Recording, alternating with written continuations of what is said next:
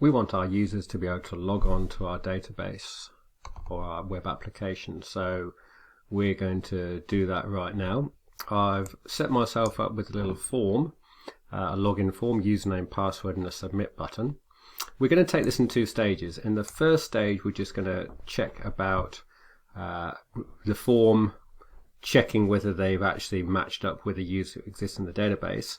And in the second stage, we're going to look at having a session variable to keep track of whether you are currently logged in or not, so that we will be able to, at all stages, just check, is this user logged in, who are they logged in as.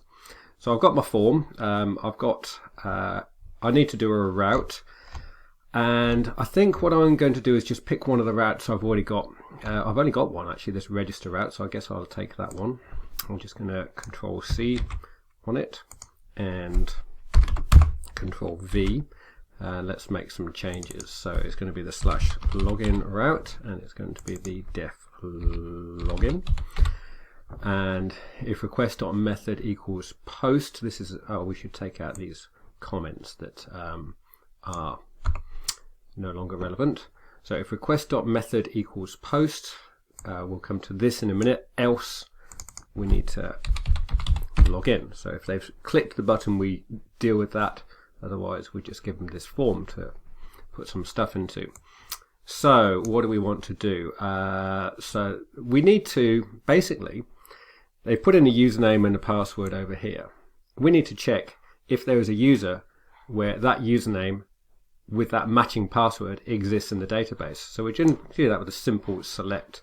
So it's going to be select, and it's going to be username, comma, password. I can just do select star, but this is better. So username and password from TBL users, where, and username equals %s, which is where the value from the form will be, and password equals %s, which will be where the other value from the form is. And then just get rid of all the rest of this off the end here. Happy with that. So that username, password from TBL users, where username equals that, password equals that, and then the vowels we're going to put into the two vowels are just going to be username and password. Doing really well here in terms of reusing code. So cursor.execute SQL comma vowels. What's the exact syntax of this? And then cursor.fetch all. So we're going to have user equals cursor dot, and I choose to fetch one rather than fetch all, and the reason being, if you do fetch one, you just get a single dictionary which will have the username and password in it, and if I do fetch all, I'll have a list which will have one element which will be that dictionary. So it's just adding an extra sort of layer around the outside, which is a bit of a pain. We're not doing a insert, update or delete, so we don't need to connection.commit. So at this point, we've written a little bit of code. We should just check this. We actually just need to see, are we logged in? So let's just say if, because we want to know the length of that array, if len user equals 0, no success. So we're just going to give them that template. We're just going to spit them straight there.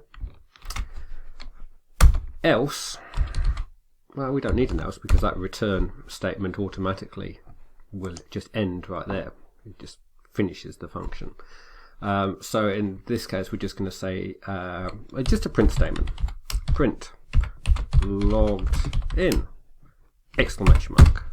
I'm very proud of it. I wonder if that'll work. I guess we're going to find out. And so we've got Boris Boggs login as Boris, and I'm just going to get the password wrong to begin with, and we failed. It says there's an SQL syntax. The SQL syntaxes tend to be easy.